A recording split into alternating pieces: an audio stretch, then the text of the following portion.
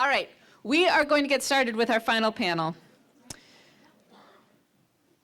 Very, very excited to have this fabulous group of legislators here, and very, very excited to have the one and only Johanna Miller to moderate this panel. Joey has been working on this for a lot of years, and she is always positive and always thoughtful and always a good person to have standing beside you. So I don't have a formal introduction to Joey, but you all know her and love her, and here she is. Thanks, Cara. Oh, sorry about that. Okay, how's that? Well, thanks for rounding out your day with our last fantastic panel with our legislative leaders. So I'm Johanna Miller. People call me Joey if you don't know, nor know me. I lead the Energy and Climate Program at the Vermont Natural Resources Council. So it's my pleasure to facilitate this afternoon's conversation with some of Vermont's leading lawmakers who've been working a long time on clean energy and climate solutions for Vermonters. So I just wanted to provide a little context before we dig into what our legislative leaders are thinking about for the next year, the next biennium.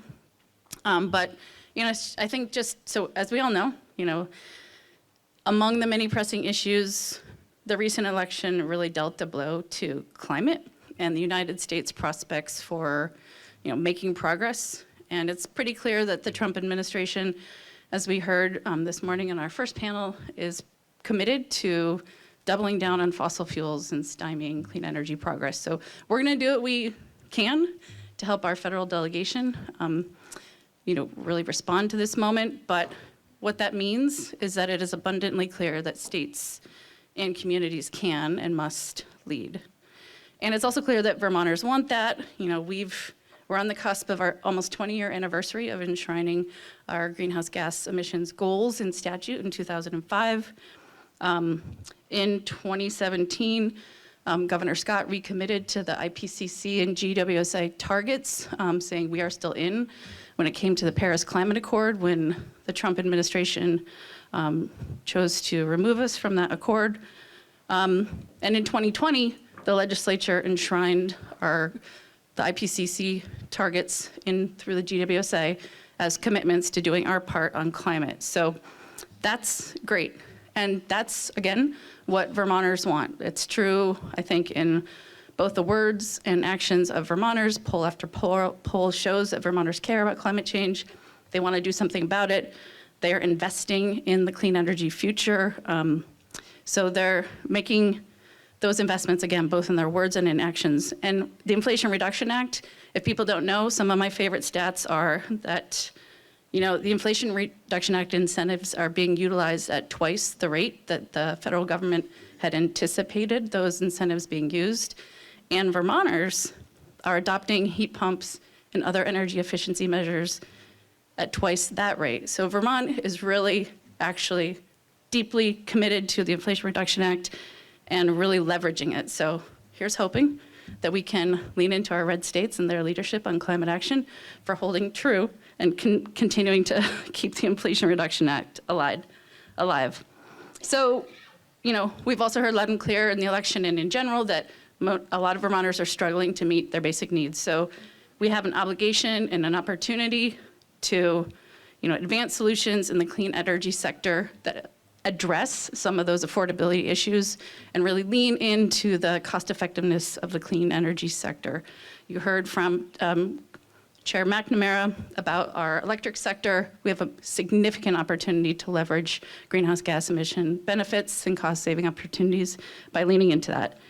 And we have a solid framework for action through the Global Warming Solutions Act. And we have dedicated leaders who are doing the work in our legislature and beyond to actually continue to ensure that Vermont leans into this moment with a lot of uncertainty in this transition and continues to do our part. States and communities must lead. So we're gonna hear from 4 of Vermont's leading lawmakers about what they're thinking about in this moment, what they're thinking about the 2025 legislative session. There's a lot of uncertainty, a lot in flux, but I think we've demonstrated that can and willing to meet this moment And we are very lucky to have them for this conversation, and more so in the next legislative biennium, and hopefully beyond. So I'm going to just introduce these amazing legislative leaders, give you a little bit of a sense of what they're going to talk about, and then give them the platform for 5 to 15 minutes, and then the Slido app. We're going to ask as many questions as possible. So first, we're going to hear from Senator Ann Watson. So Senator Watson's going to set the stage, offering some reflections on policy progress of the past, insights on reflections on that, and sort of some initial thoughts looking forward into 2025. So just a little bit about Senator Watson. Ann was elected to her second term as a Washington District Senator, her second term just this past election. Prior to that, she served as the mayor of Montpelier for 4 years. She's been a science and math teacher at the Montpelier High School for the past 20 years. She's currently the vice chair of the Senate Natural Resources and Energy Committee and the Renewable, and has served on the new Land Use Review Board Nominating Committee and the Renewable Energy Standards Study Committee. She was the Renewable Energy Vermont's 2023 Legislative Champion and one of Vermont Conservation Voters' 2024 Rising Star. So she's been a true advocate for environmental policies like the Climate Superfund, the Renewable Energy Standard, and the recent Act 250 reform bill. Senator Watson. And then I'm going to start with Senator Watson, and then I'm going to introduce the rest of the panel. Oh, you want me to go right now? Or I'll introduce everyone. Yeah. Okay, I'm going to introduce everyone because they're amazing. So after that, we're going to hear from Representative Laura Sibilia. Representative Sibilia is going to share her insights, again, about the moment we're in, why this work matters, and the frameworks we have in place to do this ongoing work well, again, in this uncertain moment. But about Representative Sibilia, she is a 5-term independent representing the Wyndham 2 district, which includes Dover, Jamaica, Somerset, Stratton, and Wardsboro. She currently serves as vice chair of the House Environment and Energy Committee, co-chair of the Rural Caucus, and founder and co-chair of the Vermont National Guard and Veterans Affairs Legislative Caucus. Known for her commitment to responsive, accountable government, Representative Sibilia has focused her work on education, economic development, and policies that help both rural and more populous communities adapt to a changing world. And she has played a key part in the passage of the Global Warming Solutions Act and the Clean Heat Standard. Looking forward to hearing from you. And then after that, we're going to speak, hear from Senator Becca White, who will speak largely to some of our efforts and needs for further progress in our most carbon-intensive sector, transportation, and also more broadly. But Senator Becca White is a lifelong Vermonter who grew up in the village of Wilder and went on to earn a BA in history from the University of Vermont. After graduation, Becca began her career as an organizer for a local solar company, worked as a community engagement manager for Efficiency Vermont, and now she's a part-time cashier at the Upper Valley Food Co-op. You can go in and see her at any time, not during the legislative session. Senator White started her political career at the age of 20, serving 2 terms as a select board member before being elected to the legislature as a state rep in 2018. She served on the House Transportation Committee during her 4 years in the House, and then began her term in the Senate in 2023, serving on the Senate Natural Resources and Energy Committee and the Government Operation Committee, and she is co-chair of the Climate Solutions Caucus. And finally, last but not least, we're going to conclude the panel presentation hearing from Representative Kathleen James, who will speak to us about past, ongoing, and potential efforts, largely to tackle the thermal sector, arguably the most challenging sector to tackle with our old leaky buildings and housing stock. First elected in 2018, Representative Kathleen James is a Democrat who represents the towns of Arlington, Manchester, Sandgate, and Sunderland in the House. She currently serves as the Assistant Majority Leader, the whip, to the House Democratic Caucus and ranking member of the General and Housing Committee. She was the winner of the 2019 Vermont Conservation Voters Rising Star Award, and she's a leading proponent of thoughtful climate legislation that moves Vermont to a more resilient, sustainable, and affordable future. So I'm going to turn it over momentarily. I just wanted to note, though, that the next legislative biennium has not yet commenced. New committee assignments have not been assigned. So there's a lot in flux. So the panelists are sort of here today just representing their own opinions at this moment. And they've got a lot to cover, and we want to hear from you. We've got to get to as many questions as possible. So please do use the Slido app, and we will get a facilitated Q&A session happening after we hear from these 4 leading legislative. I'm going to turn it over to Senator Watson. Yeah, come on up.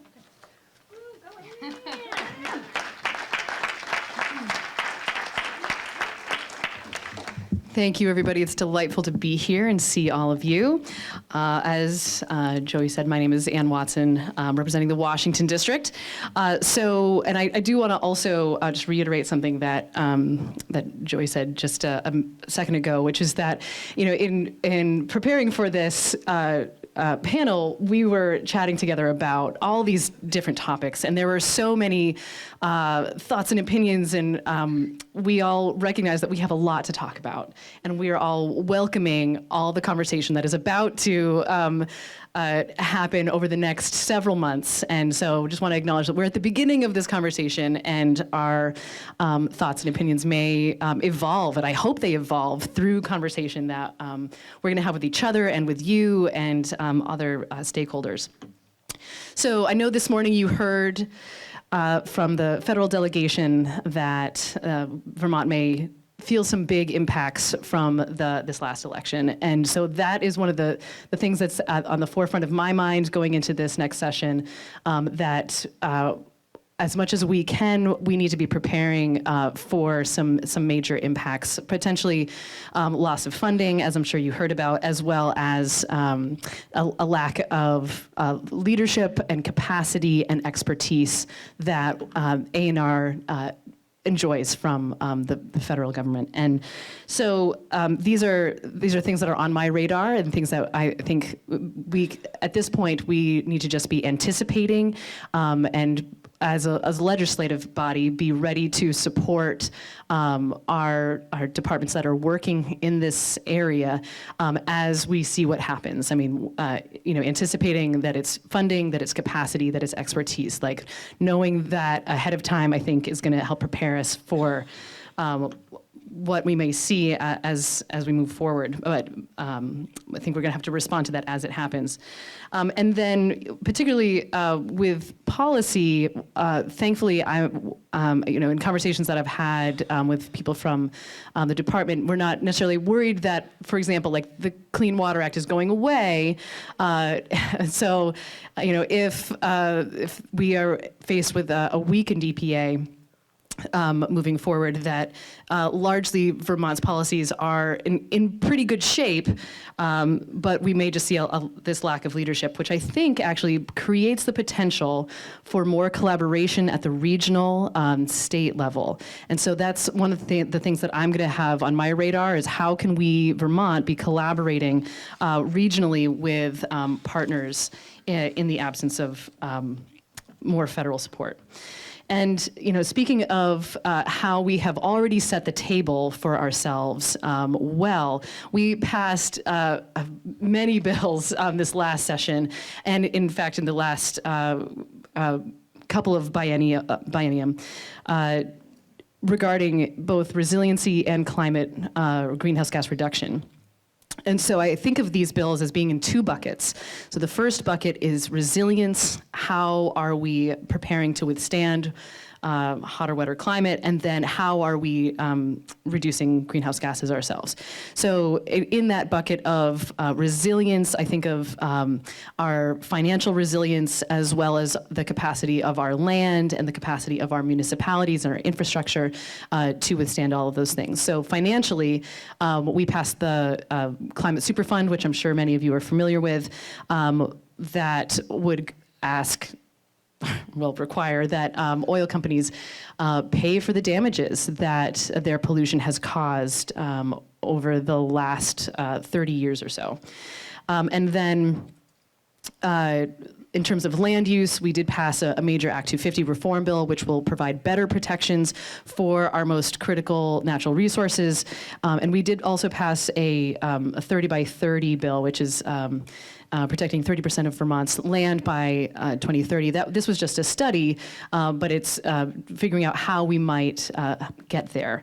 And then we also passed the Flood Safety Act, which provides better protections for our dams, our wetlands, river corridors, and flood hazard areas. So all of the natural systems that we know are going to be impacted are going to be better protected because of that work.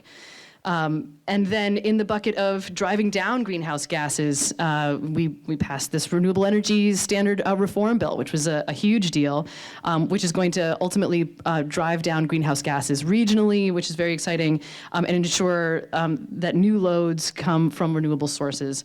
And then, of course, also in that bucket is the clean heat standard, which I'm going to not talk about at the moment. I'll leave that to one of my colleagues.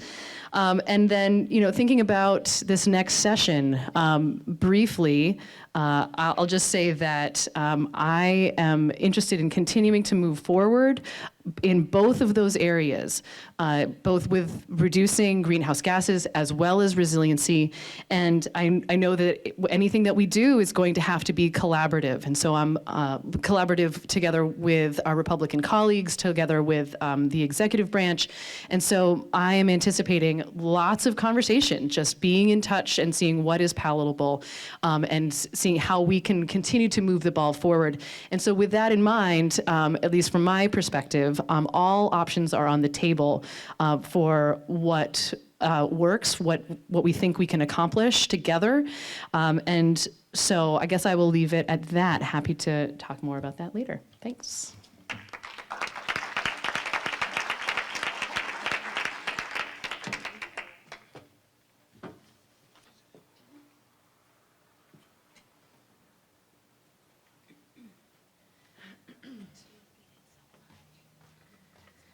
Okay, good afternoon, everyone. Laura Sibilia from Wyndham 2. I live in Dover, and really grateful to have worked with a lot of you in this room on a lot of different initiatives.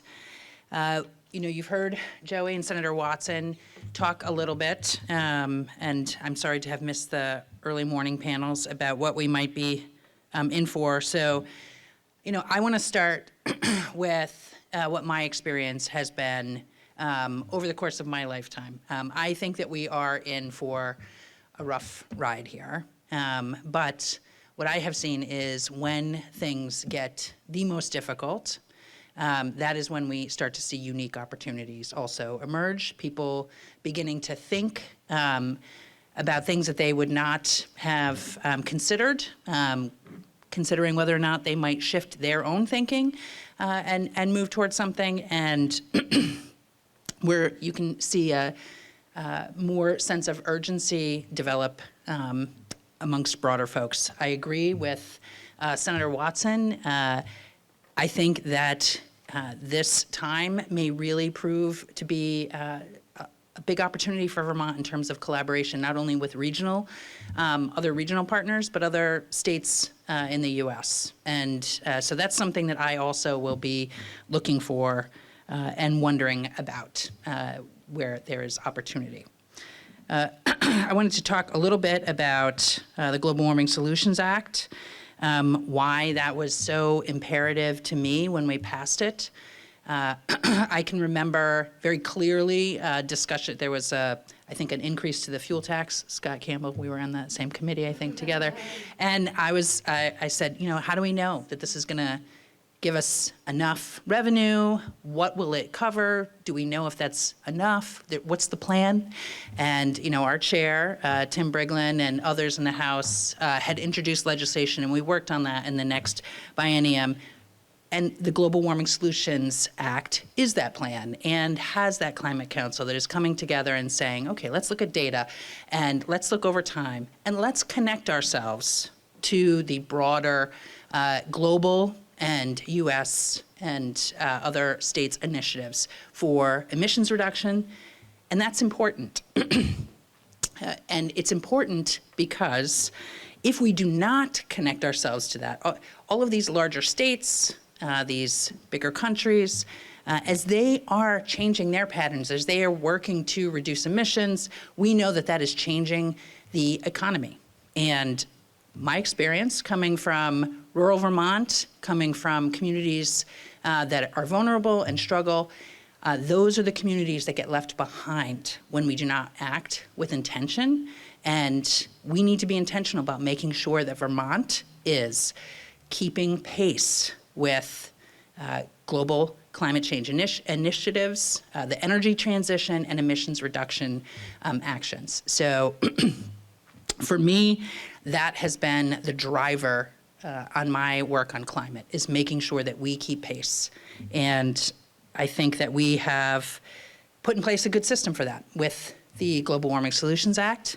I am also willing to think about if the pace that we have set for ourselves is appropriate, if we need to fine tune it, if there are other ways of making sure that Vermont is staying connected to those efforts. But we have to keep going. And we have to find a way to keep going. And so stopping or slowing down is a commitment to leaving Vermonters behind in terms of adapting. So I will also talk just briefly about another thing that has made me really hopeful and that I was so fortunate to be able to work on with Joey and others, which is the Municipal Energy Resilience Project, which was bumpy for anybody that was engaged in it, but it was a lot of money. And it was a lot of communities and a lot of Vermonters that were working on that. That project, does everybody, can I see a show of hands? People know what that project is? Okay, so that's great. Tremendous amount of benefits for our communities. My community in Wardsboro, little town isolated in southern Vermont, and it was really heartening to see them use the little mini grant to come together and work with their community to figure out what are the projects that we want to do in our buildings. They're going to have long-term dividends. They'll help us with our municipal property taxes. They'll help us stay warm.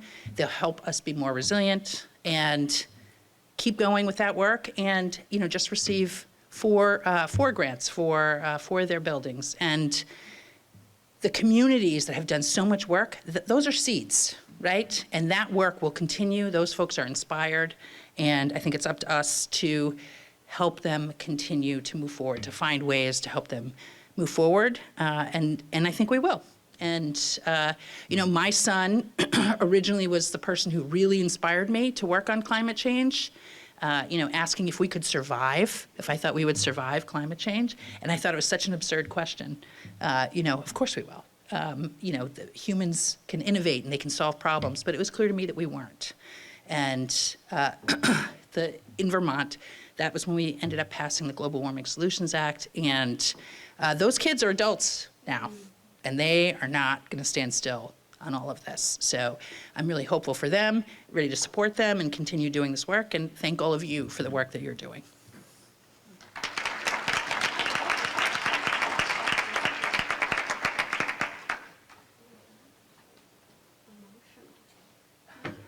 Keep your questions coming. Okay, it's not fair to follow Senator Ann Watson and Laura Sibilia, especially after Laura's talking about her son. I have heard this woman speak on the House floor numerous times, and anytime she's passionate about an issue, she always draws it back to a person or a place. And I think for most of us, that's the same way that we come at climate change, is there's a person or a place that resonates with us, and we know that the implications of climate change are likely going to make it more difficult to either see that person's future, have them be in a safe place now, or that place may not exist. And for me, that's my hometown. That's Hartford, Vermont. We're at the crux of two rivers. We're right next to a very large dam. And we were one of the most destroyed communities during the 1927 flood, so much so that we renamed our football team many decades later the Hurricanes. So we are very resilient and familiar with the implications of global warming.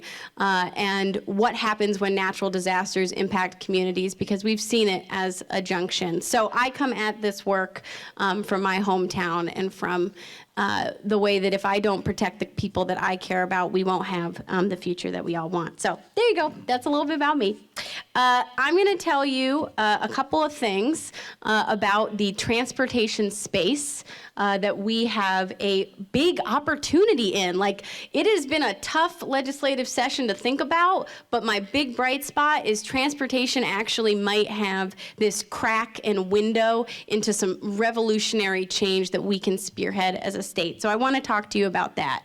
But I do want to recognize that there are a lot of familiar faces for me in the audience, and that's a really big joy. I see former coworkers, I see folks I served with in the legislature, I see community organizers and activists, and a lot of lobbyists. So I really appreciate that you all took the time to be here, because us having a clear communication strategy and a clear understanding of our next steps by being in the same room together will have a serious positive impact on us being able to work on these things as a collective. So thank you for being here.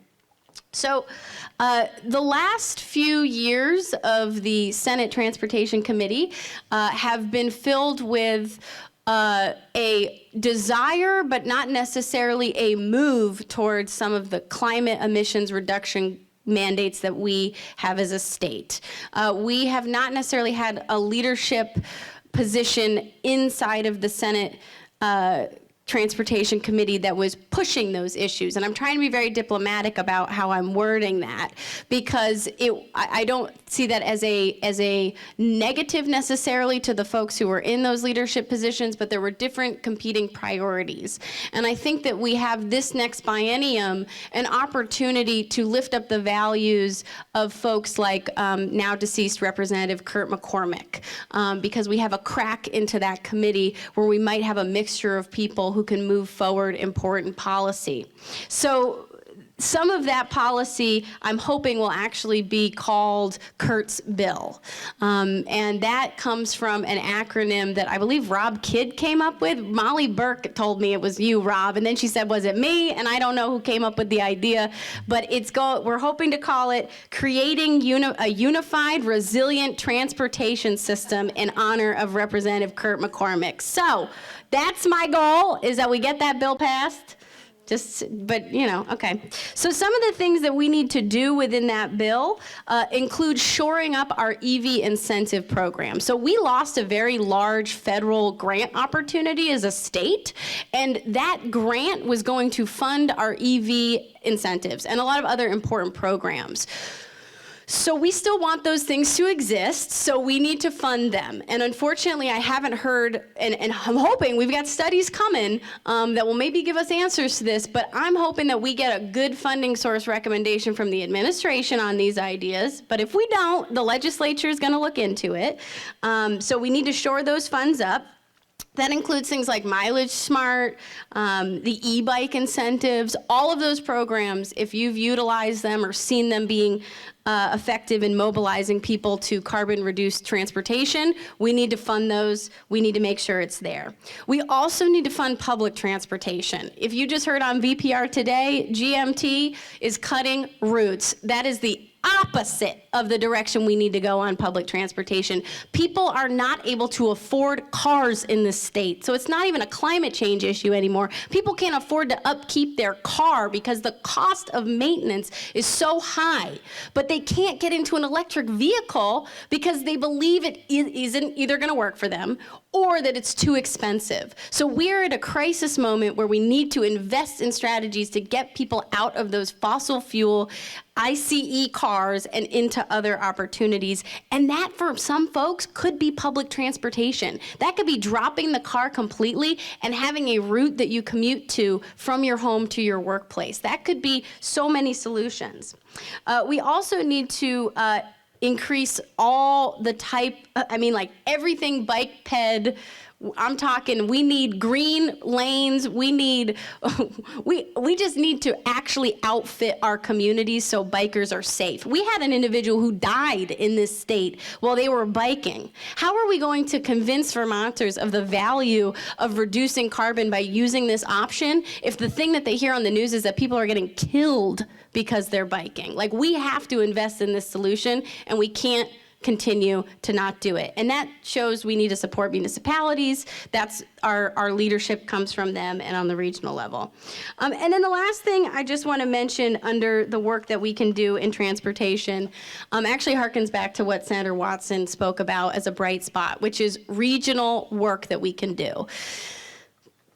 Donald Trump got elected, not a climate champion. We're probably not going to get federal support to do a lot of good programming. But we've got some great programs that we could invest in through the TCI, the Transportation Climate Initiative, which we got to get our governor to get on board with, or the Western Climate Initiative. So those would be regional approaches and potential revenue sources for all of the programs that we're talking about to reduce carbon emissions. And if you're familiar with RGGI, that's the golden goose. Like, that's what we could end up having work for our transportation system here in Vermont. So I think, as another quote from Laura Sibilia, as it gets worse, I think we are going to see more creative solutions, and I think regionalization will probably be that creative solution. So thank you for listening to me, and I am excited to hear what Representative Kathleen James, the whip, has to say.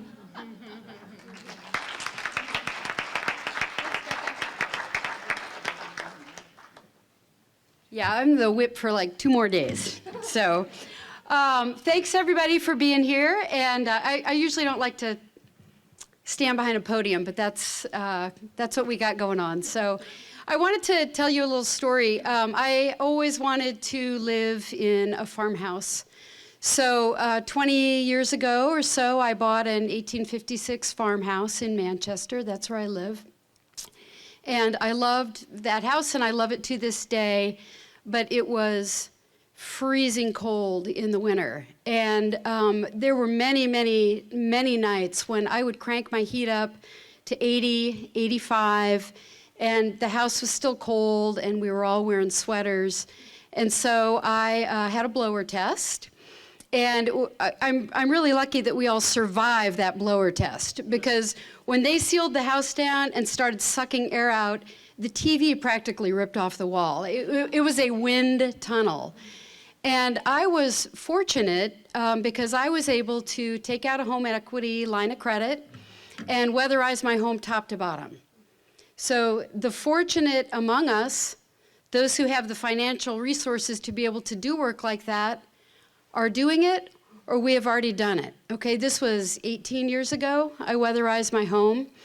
And almost immediately, I was able every night to turn the thermos down to 50 when I slept, maybe 60, 62 during the day. And I started seeing hundreds of dollars worth of savings on my monthly heating bill. And I'm telling you that story because we talk a lot about climate change and a just transition. And what I always try to remind myself and remind everybody is that the story I just told you, that is the climate transition. That is what we're talking about. We're talking about home by home by home, car by car by car, helping those who can least afford it and those who have the least resources be able to get into an EV, weatherize their home, put in a heat pump so they can save the kind of money that wealthier Vermonters are already able to save by making those improvements in their homes. So I just want to remind everybody in this room that that's what we're talking about here. The climate transition is an economic transition, and it is a bread and butter household budget pocketbook issue. And when we come at it from other points of view, we're really kind of losing the thread, and we're missing the point. So talking about the thermal space, that's what I want to talk to you guys a little bit about today. So Vermont imports 100% of the fuels that we use. 100% of the fuel we use is imported, And taken together, Vermonters spend about $1.5 billion a year on fuel. $1.5 billion. 75% of that money drains right out of our state. It's gone. So the reason the climate transition matters is that we want to help every Vermonter be able to keep that money in their own pocket. So this is really important work, and it's hopeful work, right? And it's work that people can understand. So right now, most Vermonters are operating in, I would say, an unregulated environment where they don't really have any protection against the price spikes of the fuel industry. It is a global commodity market, all right? I don't control the price of fuel. You guys don't control the price of fuel. Nobody in this room controls the price of fuel. And I think that probably everybody remembers a couple years ago when Russia invaded Ukraine and the price of heating fuel went up to $5.48 a gallon. It rose by $2 a gallon in a year. And right now, most Vermonters have no way to protect themselves against that. They have to pay the bill. The bill comes due, and they have to pay it.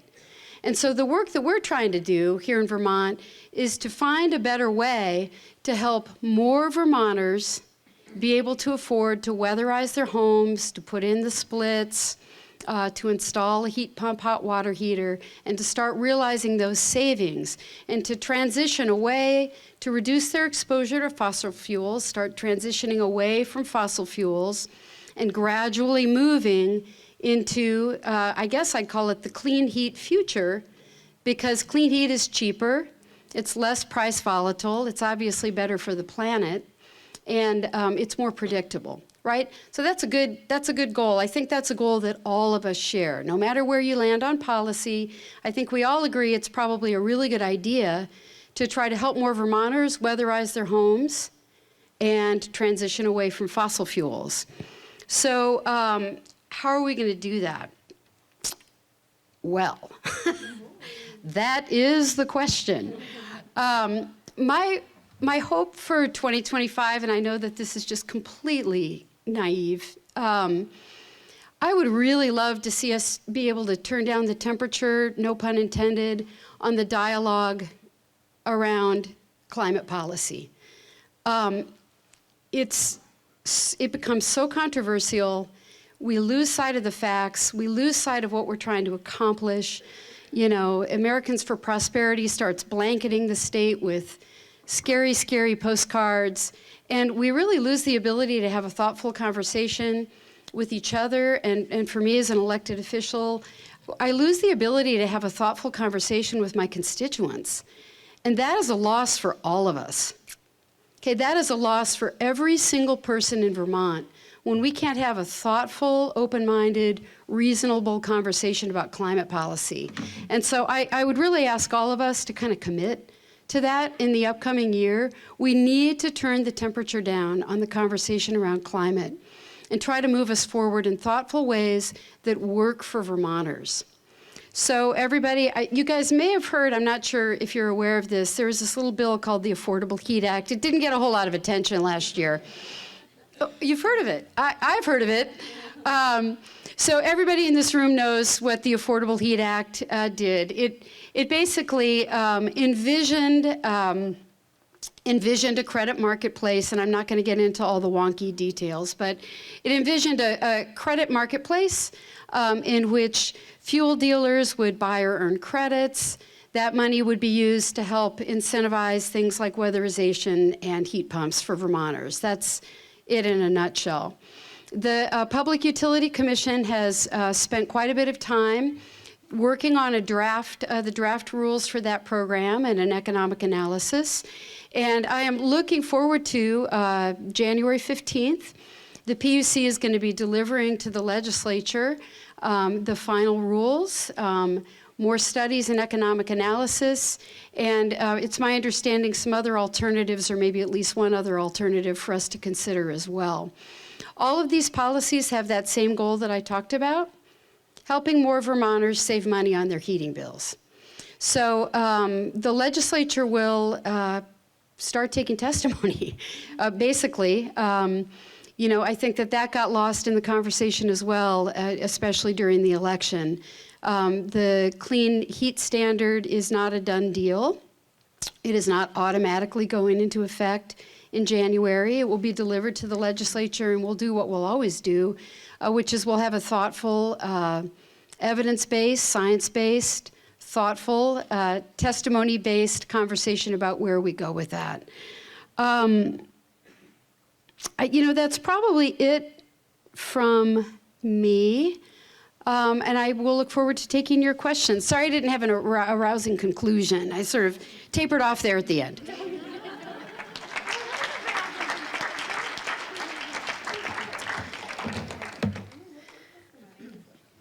Thank you, Representative James. Thank you to each of our legislative leaders. I feel Vermont is very lucky to have such forward-looking, committed leaders. So we've got a lot of big, hard work to do, and really appreciate your comments and very much looking forward to getting your questions answered.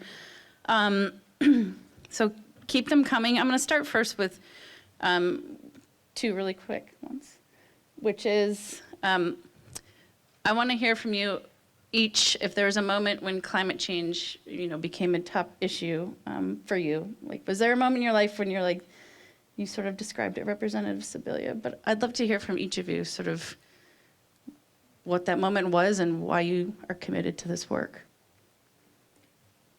I mean, I have the answer. You have. Yes. Oh, we can skip you? Is that what? Okay. You gotta go, you gotta go. Sure. I believe, oh, this is not on. Is it on?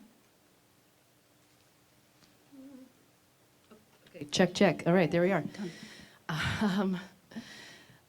There were two moments. One was just seeing graphs. I mean, I'm a science teacher, and particularly maps of the future and what projected climate change, what runaway climate change could look like for the world. Those maps stick with me. And then the second moment was when I had a conversation with a colleague who's actually here about whether or not we were going to run out of oil before climate change got really bad. And my understanding was that we are not going to run out of oil before climate change gets really bad. And at that point, oh, okay, climate change superseded a lot of things. Thank you. I'm gonna take it out of the thing, 'cause, okay.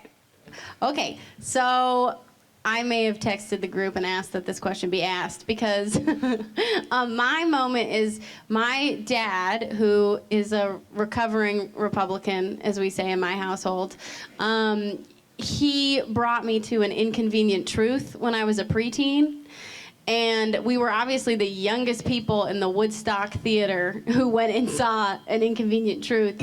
And at the end of it, the woman in the row in front of us turned around and looked at me and my younger brother and said, "Well, it's all on you guys." And I had not fully comprehended the movie at that juncture, but I did feel very ominous about that comment. And that really opened my eyes from a very young age because it became clear even in the sentiment of someone, I mean, just in that random moment, but since that film and since seeing it, it really kind of catapulted me. And then I've been a hippie ever since. And I did VPIRG and Sun Common and Efficiency Vermont, and I'm a full-born greenie. So there you go. Thanks, Becca. Well, I'll talk about my dad too. So I grew up in a very outdoorsy family in Nebraska, and my dad was the founder of the Nebraska chapter of the Nature Conservancy and was involved with the Nature Conservancy his entire life. And my dad was a hardcore Republican as well. And when I told him that I was thinking about running for the state legislature on a climate platform, I asked if he would contribute to my campaign.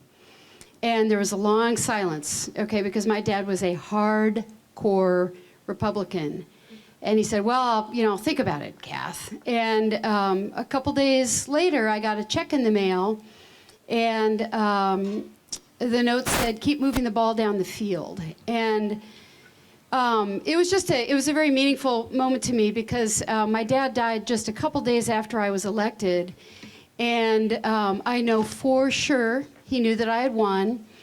And I think that he was hanging on, actually, to wait and see if I would win. And despite our partisan differences, I think that there's so much common ground that we can all find around climate and conservation efforts.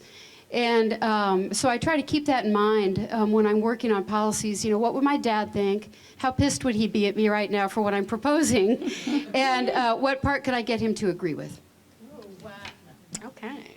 Well, I very much appreciate that and appreciated the moderator's indulgence because I do think it sets, your answer set a very important framework for, we're doing this work for very personal reasons. We're trying to solve very difficult challenges for a lot of Vermonters and Vermont communities, and there's a lot of work ahead. So I'm going to start asking the questions and keep the questions coming. Top of the list of questions, folks have, Vermont has no statewide building code, which makes administration of the residential building energy standard challenging. What are the chances of adoption of an enforced statewide building code? Scott Campbell asked. Yeah, did Scott Campbell ask this question?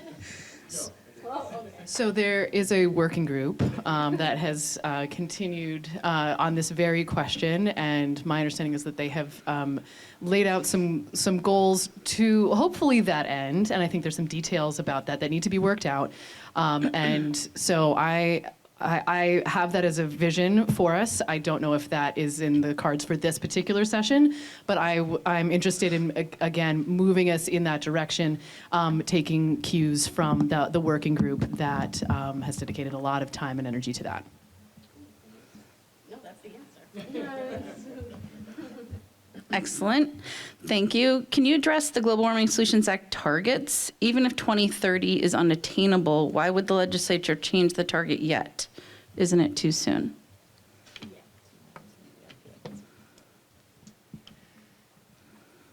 It is, it's in 2027 when we will really have a better sense. Sorry? Did it turn off? It's in 2027 when we will have a sense of how we are progressing. I think we need to all work together to think about the best way forward for Vermonters. Those goals are really important, as I noted before, for keeping us connected to much larger economic action that is happening. And I also think that we need to, as Kath and others have said, be willing to sit down and think about what is possible and how do we get there and what is the best way to get there. I will tell you that I personally feel such a deep commitment to the Global Warming Solutions Act being in place and how important it is for our state and for keeping us connected and moving forward. For me, it is really about, as we are listening to each other and the administration and our, both bodies and Vermonters, do we have the pace right? What is the best way to address that if we don't have it right? And so just trying to maintain a little flexibility. We really need to maintain a little flexibility. One of the moments when I was absolutely the most proud to be a Vermonter was when Donald Trump pulled the United States out of the Paris Accords, and led by Governor Scott, Vermont committed to staying the course on Paris. And I will never forget that moment. I was so proud. And I just want to point out that, we had aspirational goals in place for years, and we didn't make progress on climate. And I feel that it's very important that we continue to hold ourselves accountable and that we have a mechanism for holding ourselves accountable, because I don't know how else we drive change forward. My concern about moving the goalposts on the Global Warming Solutions Act is that it would become a slippery slope.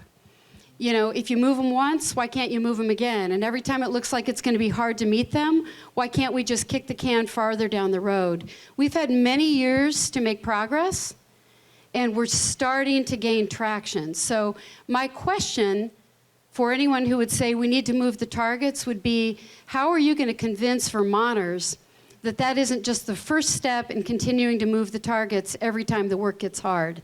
I also want to point out that climate action gets more expensive the longer you wait. So if we had had some of these policies in place years ago, they would have been a lot less costly. So I guess I would need to be convinced about what we're going to gain by waiting or by shifting that internal deadline. That said, we need a policy that works for Vermonters. We need a policy that works for Vermont. So my question is, how are you going to make sure that that isn't just the first step to bailing on accountable goals that are able to be enforced and that, you know, Vermonters can hold us accountable for? I guess I will just briefly add, it's one thing to say, we need more time. It's another thing to say, we have a plan, and we need more time.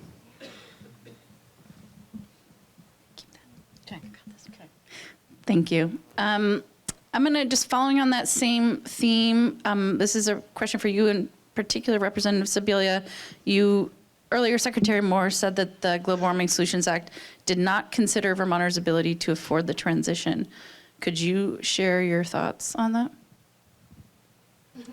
So I was not here for the Secretary's comments, so I guess Quote I'll was- ask you to repeat that question. The quote was, the GWSA did not consider Vermonters' ability to afford the transition.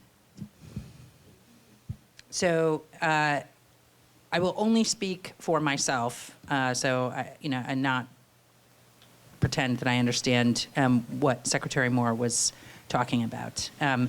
I think without a plan, we are planning to leave Vermonters behind. We are planning for Vermonters to bear these additional costs. We are planning for them to have instability in access to energy, to heating fuels, to any number of things. One of my biggest worries going forward is, as we're seeing more and more consolidation in the heating fuel sector, for instance, do we end up with maybe just one heating fuel distributor in the state? And, are they potentially not located in the state? And is there a big snowy storm? And, it's really hard to get to, Searsburg, where I live, on the top of the mountain, and people are out of, fuel. So if we don't have a plan, if we are not taking proactive action, if we are not recognizing the changes that are happening, both the climate changes, the economic changes, the political changes. Where we are right now in this country, I believe it's a blip. So, maybe things will get worse, maybe they'll get better, but I don't think we're going to stay where we're at, because climate's not going to stay where it's at. And, the world is just getting smaller. So I disagree. I think that perhaps, not even perhaps, there's absolutely room to think about in more detail how to bring, think about Vermonters' costs and their burden, but without a plan, we're just leaving it all to chance. So I think the Global Warming Solutions Act is the first step of acting intentionally to make sure that we are thinking about that. Anyone can feel free to add on. Just only sort of the philosophical lens, I guess, which is that sometimes it is smarter and it is fiscally responsible to spend a little bit now to save a lot down the road. And if you're never willing to spend a little bit, then everything gets more expensive and you never realize much larger savings. So, even with the clean heat standard, and we'll see what happens to the clean heat standard, right? But even in the context of the clean heat standard, what got lost in the furious conversation about that policy were the billions of dollars of savings that Vermonters who would now be able to weatherize and take advantage of incentives. All of those billions of dollars of savings got lost in the shuffle. And so, whenever I hear we can't afford to do this or that, I always pause and think, yep, there are times when you simply can't afford it. And then there are also times when a small or reasonable or scaled investment now opens the door to much, much, much greater savings down the road. And you can't be afraid to look at those policies.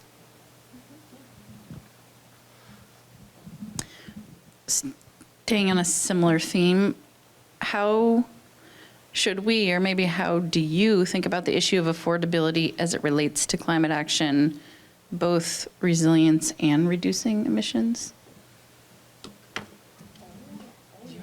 I'm going to do that. We had a very productive Senate Democratic caucus that Ginny Lyons has been just cheerleading this term, which is prosperity rather than affordability.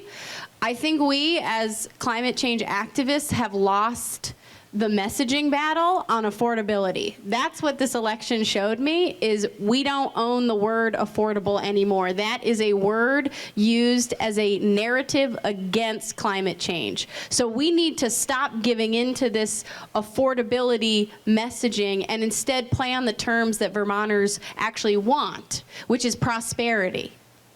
And prosperity means that you don't have to worry about the increasing costs of things like fossil fuel because you have an alternative energy source that is local, that is resilient, that isn't at the whims of an international conglomerate that doesn't care if Vermonters are cold or if they are warm.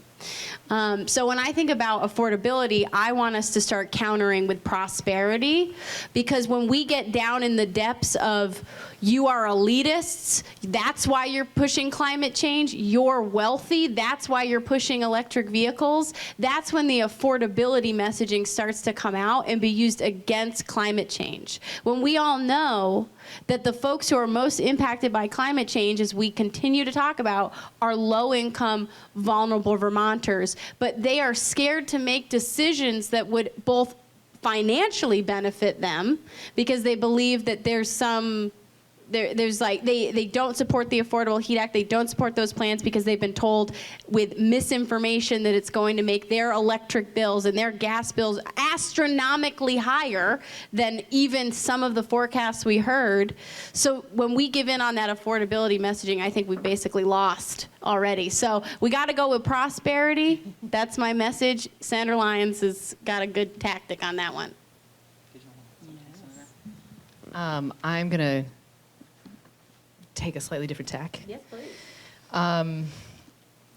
With affordability being sort of the zeitgeist of the political world right now, I want to keep in mind that the wealthiest Vermonters are making these transitions. They don't need help.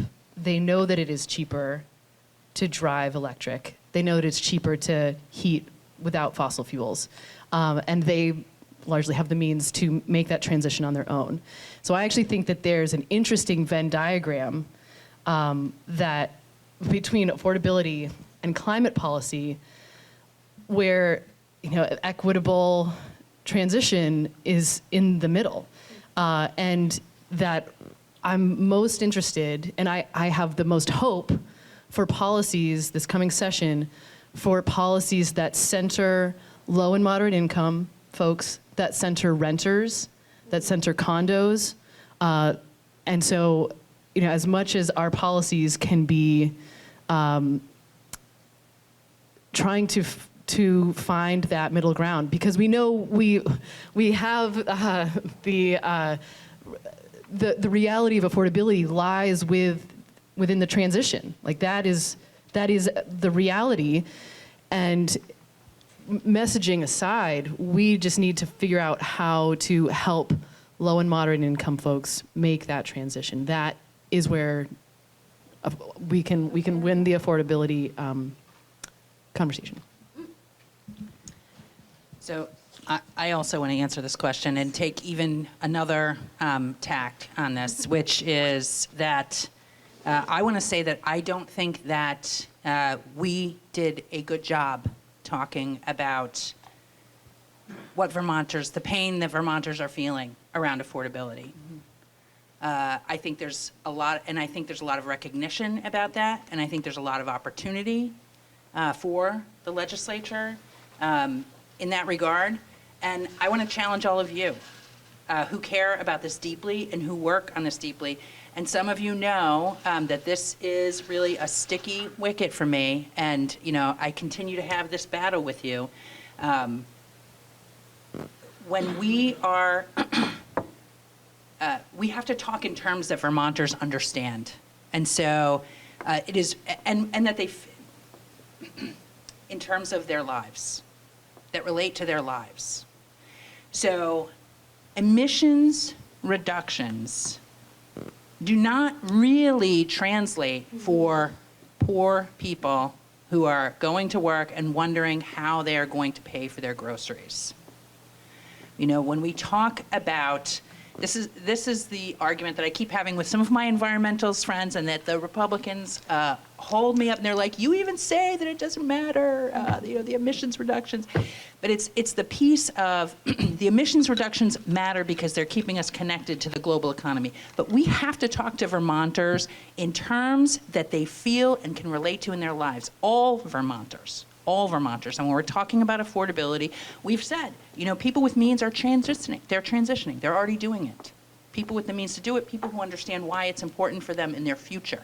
And so we have to improve how we talk about why this is imperative, why these programs will matter, how they will help in folks' lives. And so I would invite all of us to think about how we can improve that aspect of our conversation with Vermonters and our efforts with Vermonters.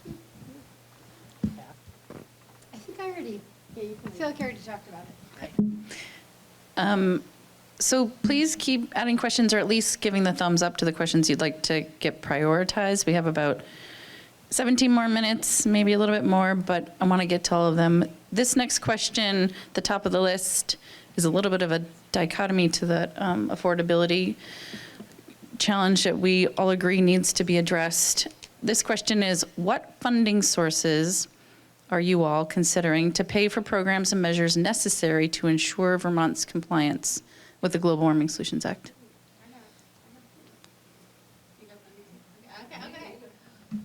Did you ask for a revenue source? Yeah, I would say that that's our number one issue, is having the funding sources we need. So I got a few ideas. We could do a luxury car tax on internal combustion engine vehicles, so that wouldn't be vehicles that are electric vehicles. It would be luxury cars that are gas powered. We could also do, and that could fund all sorts of different things within, I don't have a spot, I'm just talking about that's the source. Another one is we could have a fee on Airbnbs. That was a conversation that's been floated around other potential places of that money going there, but I could see maybe supporting something like that for climate, depending on the conversation that unfolds over the legislative session. Those regional programs we talked about, TCI, Western Climate Initiative, those could all long-term potentially have a revenue source for us as a state. And then I have already asked Damian Leonard to draft a bill that includes a fee for Uber and Lyft and DoorDash purchases.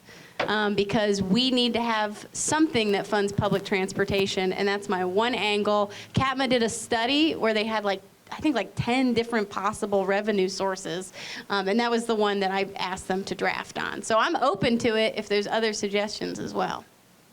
Those are my big ones. Oh, and then we do have Make Big Oil Pay potentially could be bringing in some revenue. Yeah. I don't know if you have any others. Well, I mentioned this earlier, but I'll be very interested to see what alternative the PUC proposes. They've said that they're going to be coming to us with another idea.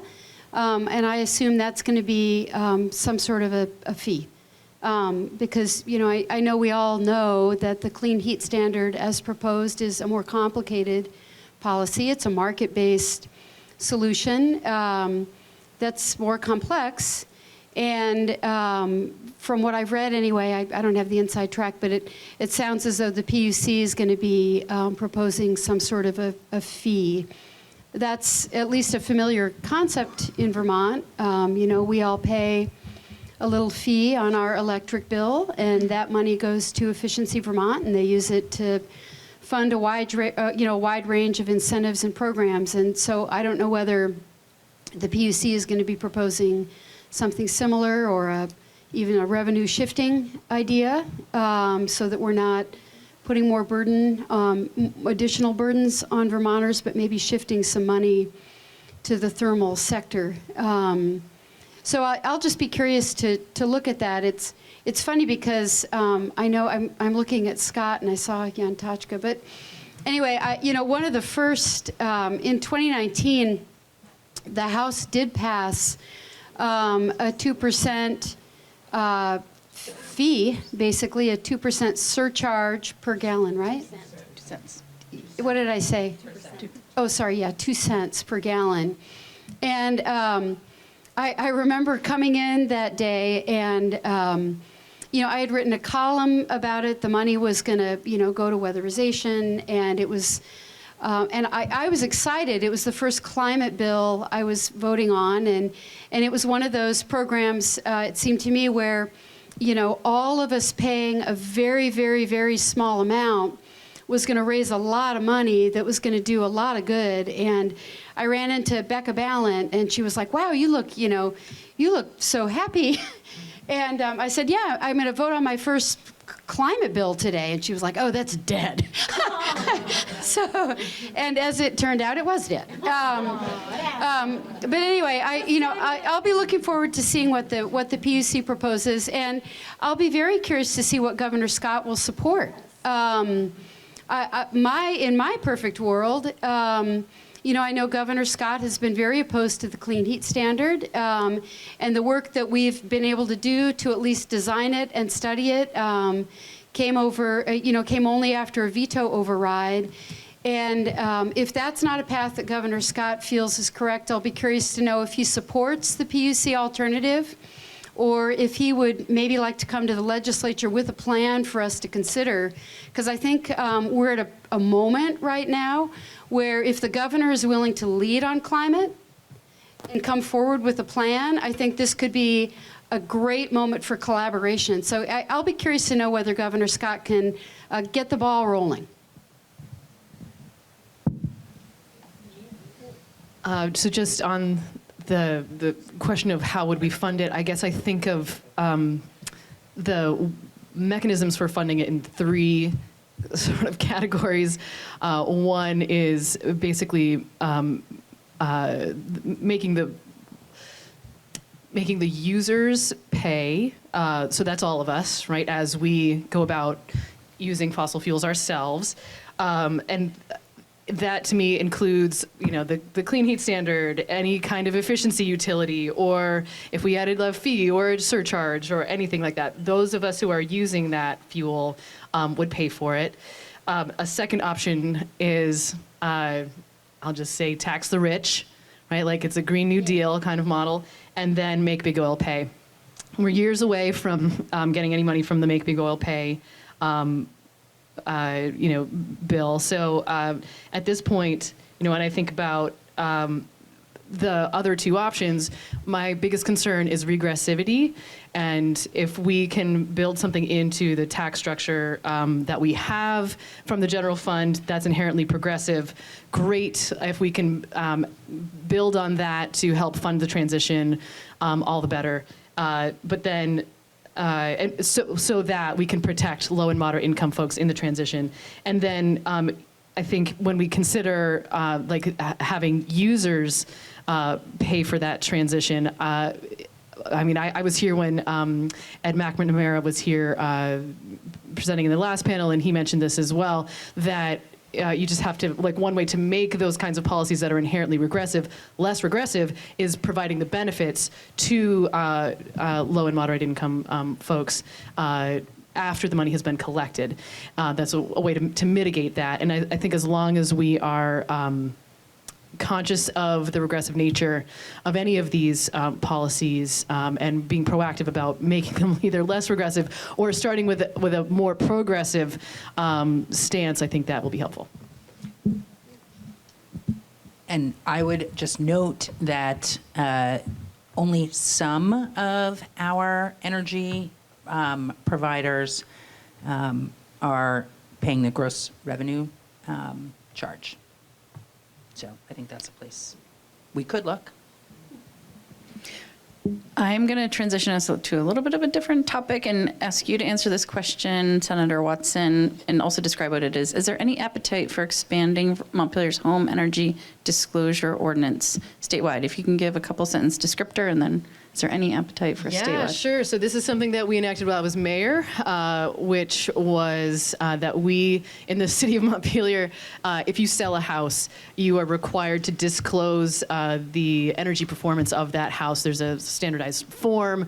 And so we got permission from the legislature to do that, and it has been in place for a few years now. And so folks know, the reasoning behind that is because there's data to suggest that simply by having that energy disclosure at the time of sale, because people are spending quite a bit of money at that point, there is data to suggest that some significant percentage, I think it's something like 15 to 20% of home buyers end up making energy improvements to their home just by virtue of having better information. So we could expand that policy statewide, thinking about it as a, no revenue, it would require no expenditure from the government to potentially help get a certain number of homes, or I guess I should say buyers to invest in energy improvements to their home. So I guess I'll just say that I'm interested in, I've not actually heard back from the city of Montpelier how it's going, if there's major hiccups, if the plan is working as envisioned. And I think if it is working well, then I think that is a conversation we could have, a way to move towards our goals with a zero cost necessary. Do it. You should introduce that bill. Okay. Excellent. This is a question related to workforce, clean energy workforce development in Vermont. How do we support clean energy workforce development in Vermont when the demand for those services lacks support due to economics or political will? Say it one more time. How do we support clean energy workforce development in Vermont when the demand for those services lacks support due to economics or political will? Oh, is that like a... I feel like the question asker is asking kind of how do we support solar and other renewable energy and maybe electric vehicles and that part of our work when it doesn't feel like there's a lot of economic or government support for them, if I'm understanding that correctly? Maybe I'm not understanding it correctly. Okay, how do we support that workforce? Clean energy workforce. I don't know. Is there I don't know. If we don't have economy or government support, I don't know. Yeah, so I guess I would say that, the workforce issues are across every single sector. And so it's not a simple answer, and we really need to kind of up our game in thinking about new ways of thinking about it, new collaborations. Are there, teams that we can put together or incentivize creating, or, we have to recognize that it's across every sector. So that has to factor into, our strategies. Sort of tangential a little bit. I skimmed, but did not yet thoughtfully read, but I did see there was a really interesting article in Digger, maybe, about apprenticeships, and that seems like a very promising path to build our clean energy workforce. And You know, we also have work to do on overhauling the way that we fund and govern our 17 regional tech centers, our CTE centers. And we need to do that work because right now there are barriers in place. There are barriers in place in the way we fund and govern tech centers that dampen down enrollment, right? And so I really hope the legislature this year takes up, we have a study on the steps we need to take. I hope the Education Committee, I know we've got a lot of really pressing issues this year in the education world, but I hope that we're able to carve out some time to take a look at how we can try to streamline and turbocharge and really support our tech centers, because I think that pipelining more Vermonters into the trades is going to help a lot of the big challenges that our state is facing right now. We need people in the building trades. We need people in the clean energy workforce. So we need to be putting more people into the trades, and it probably starts with the legislature taking a hard look at our 17 amazing tech centers. I just want to share a story. This past summer, I was looking for work because I had a particularly long summer break. I'm a teacher, did not go back to teach in May, and I was like, what am I going to do for the summer? I should probably be gainfully employed. And I was looking at all my options. My degree is in physics, and I thought, well, you know, there's a climate workforce shortage. I could be an electrician. Maybe I should look into that. The pathways for me to laterally move to that work were so long and cumbersome. It was actually theoretically easier for me to go get a master's in electrical engineering. It would take less time. It would take less time for me to get a master's in electrical engineering and write the textbooks than to be qualified through the state of Vermont to use the textbooks in someone's home. And so this is something that I'm thinking about, and I'm also looking forward to reading thoughtfully this article about apprenticeships. I'm wondering about the pipelines that we have available to people, and yeah, leave it there. Just a couple more minutes. Try to get to a few different types of questions. Several of you spoke to this. How can regional work be best supported in Vermont? You know, recognizing there's a study happening now, I think referencing probably Cap and Invest. What are your thoughts on how to organize regional efforts? Sorry, can you say the question one more time? It relates to sort of regional collaboration. Like, what are the opportunities? Sorry, go ahead. What are the opportunities for regionalization? Yeah, I lost it. I can also move beyond it. Is the question about how do we plan to collaborate regionally? Yeah, generally. That is, I think, an excellent question, and I think we're going to need to find some national organizations. I think of NCEL or the Six Exchange, or there's another one I'm forgetting right now. Council of State Governments. Through those organizations, that is a venue where legislators get to chat with each other about policies that they're interested in. And so I think our participation in those groups, in finding like-minded individuals across states to do some collaborative planning, I think is going to be key. Yeah, we went to Georgia. We did.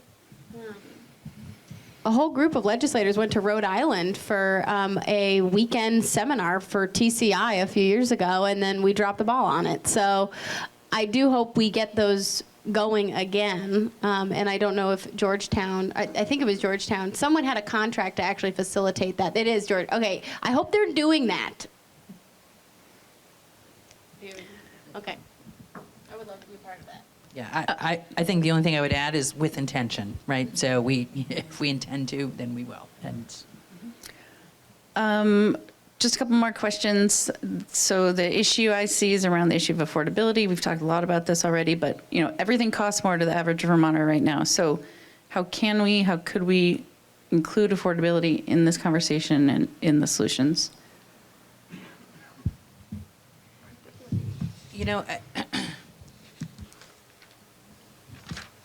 So when I'm gonna think about the Global Warming Solutions Act, which gives us a plan, which then allows us. A lot of the work that I do is regional in nature and looking at long-term regional strategies, helping communities think about projects down the line. And one of the first things that I will say when I go to communities is, don't start with the money. Do you have a plan? Because if you have a plan, then the money will figure itself out. It will be something that will be worth investing in. It will be something that will provide the type of return that people are willing to spend money on. And so, we did this work, this municipal energy resilience planning, which, as I said, it's a lot of seeds for communities. When you start to build those plans and see the opportunity for savings in your community, energy savings in your community, that can help with affordability.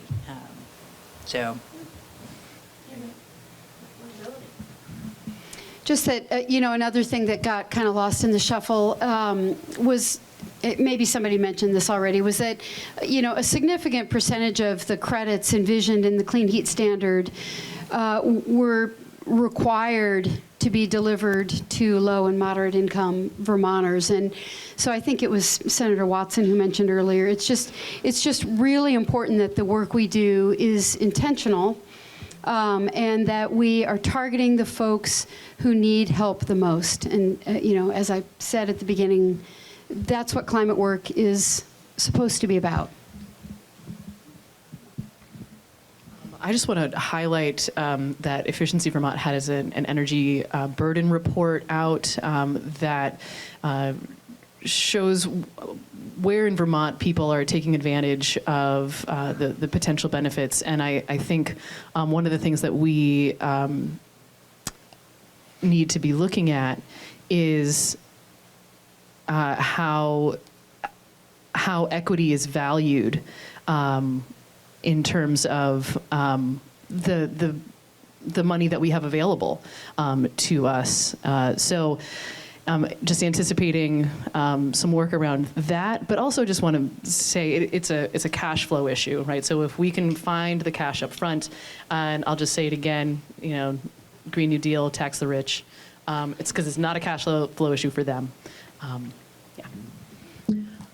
Well, obviously, lots of challenging issues we're grappling with. Very much appreciate your time. I want to give each of you the opportunity to offer any last thoughts and or say anything that anything you wanted to elevate that you were not able to yet. So I'm going to ask each of you to sort of bring us home with any concluding thoughts. I guess I would say, again, I've seen it over and over and over. When things get really bad, that is when the greatest opportunity emerges. I am feeling hopeful in this moment. It's not getting easier, for sure. I mean, we certainly are looking at things being more difficult, but I think we will find more determination, more willingness to collaborate, and more creativity. And so I encourage you all to not lose hope in this moment. In our preparations for this, my question for the group at one point was, well, what are we going to ask the audience? Because all of you folks are deeply committed to this topic in one way or the other, and you've sat through listening to a bunch of legislators for quite a bit of time. So now we demand things of you. And the things that we demand of you are that we are going to need you to show up this legislative session if you care about this issue, because we have already had an administration that has come out and said they'd like to roll back the Global Warming Solutions Act. And that's where we're starting the conversation before the legislature opens up in January. So we know that climate change, and anything that has to do with our clean energy transition is already being seen as a bad step in the wrong direction. So we have to have you be present because the election results have been read, the tea leaves of that election have been read as climate was not a compelling enough issue to get people out there to vote.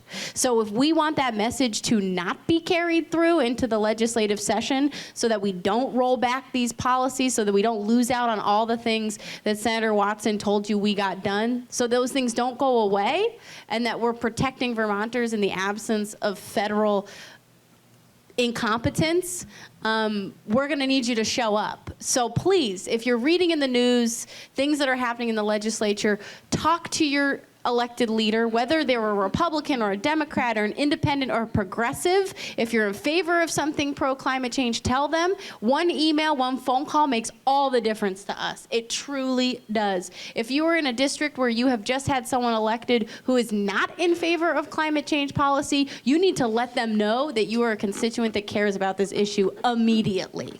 So we really hope that, and we ask of you to be a part of this fight with us, because we can't do it alone, because we are not going to get the votes that we need with such slim margins on these topics without lots of public pressure. So we're going to need you. So please do that. Did you have any final thoughts? I'm bad at kickers. I feel like I've said enough, so I'll just pass it along. Brevity, can appreciate that. Bring it home, Senator. Oh, no, I don't have any. Start it strong. Okay. No closing remarks. Okay. I really want to thank our legislative leaders for being on this panel, sharing their thoughts. Thank you all for your questions, for joining us today. Clearly, we've got a lot of work to do in the upcoming legislative session and far beyond in our communities, listening far more to Vermonters and collaborating. I heard that a lot today, and I really think that's very important. So thank you for the opportunity. I'm going to turn the mic over to Jared to actually conclude us. With Cara.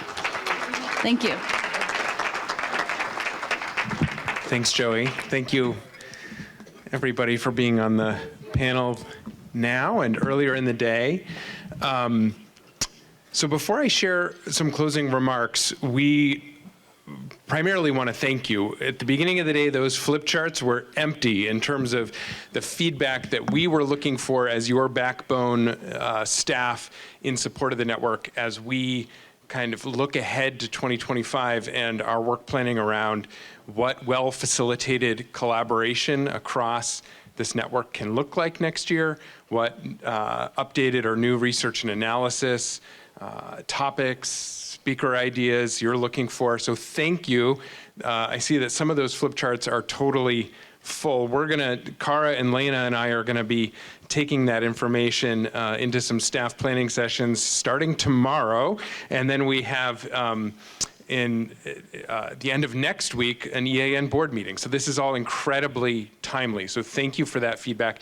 Cara has actually taken some time to summarize some of the key themes that have emerged, and so is going to report that back out just so you can hear some of that.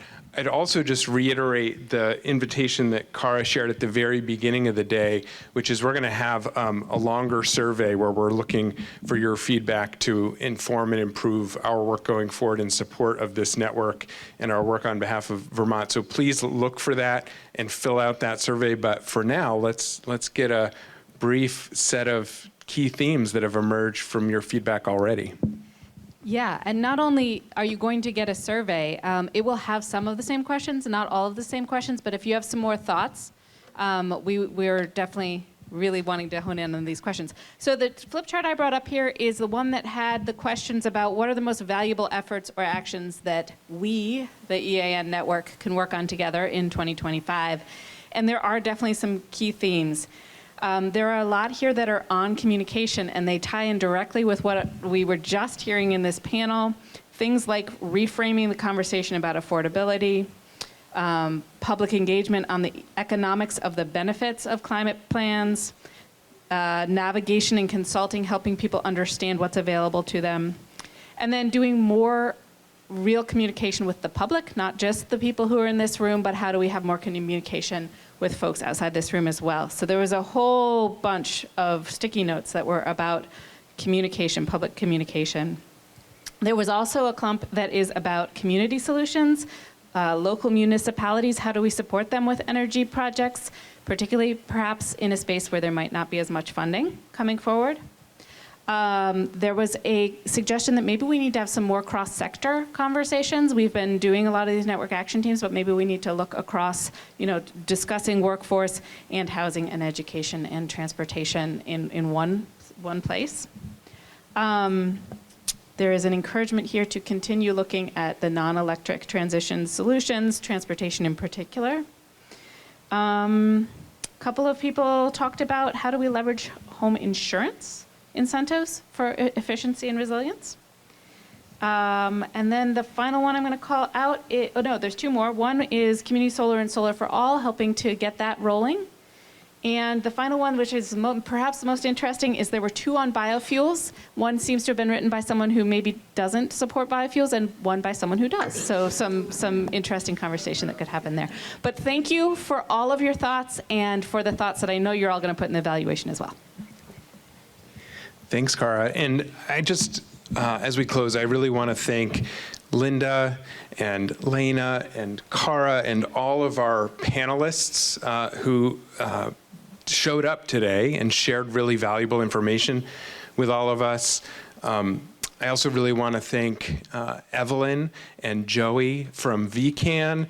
And this was a great opportunity to co-host together and bring EAN network members and VCAN network members to share information together, learn together, and then I'm really excited for the upcoming events that VCAN is hosting as webinars over the coming days. And so check out the VCAN website for those dates. A couple of quick logistics. Remember that if you parked in the lot behind the gate, get one of the stickers so that you can get out without having to pay for parking.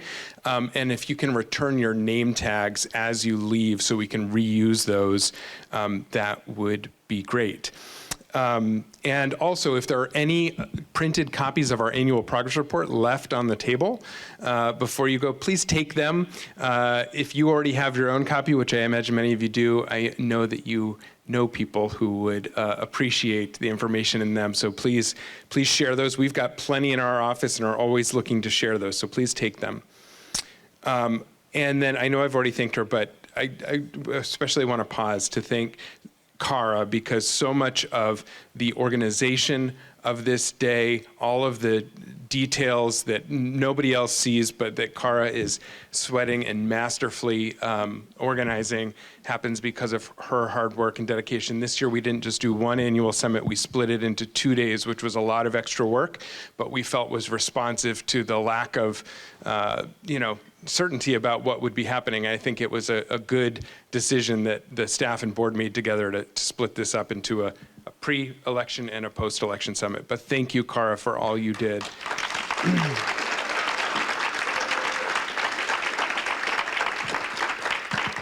Thank all of you for coming. This also wouldn't be possible without EAN's funders and specifically the sponsors of the summit and the post-election gathering.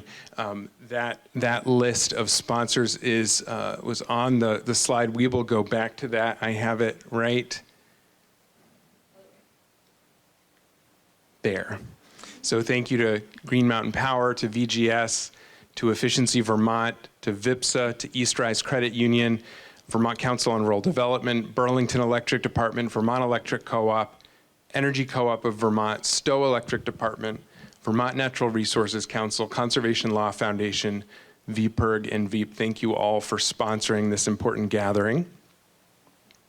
And some of you may have seen when you walked in at the beginning, we had a series of slides cycling through that had quotes and some pictures. We asked our board members at this moment to share what is giving you inspiration and hope. And a lot of them shared their own reflections and quotes, and some of them shared the quotes of others. And if you didn't get a chance to see that this morning, I'd really encourage you to read those as we go to the reception and you have time together and time to read those.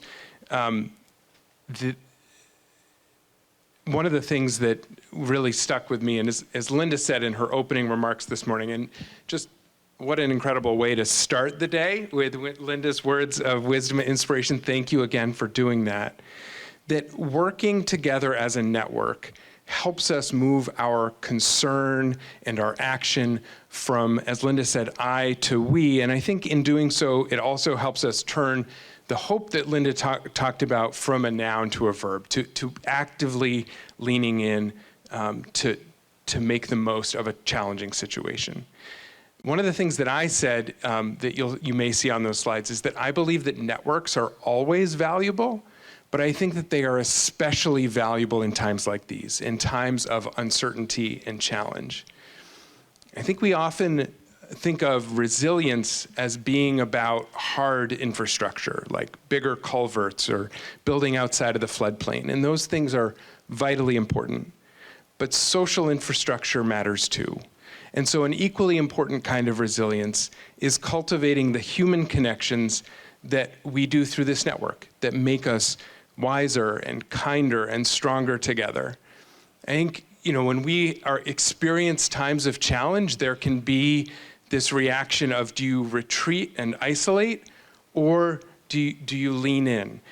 And what we're doing is refusing to be isolated, and instead we're deciding to come together here today and going forward to learn and act collaboratively as a network.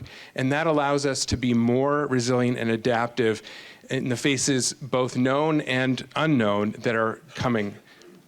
So here's our commitment to you as the backbone nonprofit staff that supports this network. We are going to keep showing up with and for you. We are going to keep leaning in alongside you, and we are going to keep standing behind you. The work is not going away.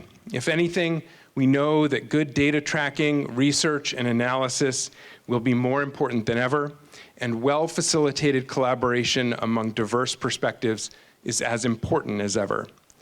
We'll keep doing that work the best we can, even as we keep an open mind and stay curious about how to adapt and improve our work together, informed by your feedback. No matter what, I know that we are lucky to get to do that work together as part of a dedicated network and as part of Team Vermont. One of my favorite quotes, which has helped ground me over the past month, is from a professor named Frederick James Eugene Woodbridge, who said over 100 years ago, "Start from where you are, work with what you've got, and go in the direction of the best that beckons you." We're starting from a special place, this beautiful, brave state of Vermont. And what we've got is incredible friends, colleagues, and dedicated public servants. And together, I know that we can and will keep doing our best to move in the direction of the best that beckons us. So all I want to say in closing is, in this season of Thanksgiving and gratitude, I want to thank you for the opportunity to do this important, meaningful work alongside you, especially now. So thank you all for showing up. Let's keep doing the work together, and let's enjoy some more time together now.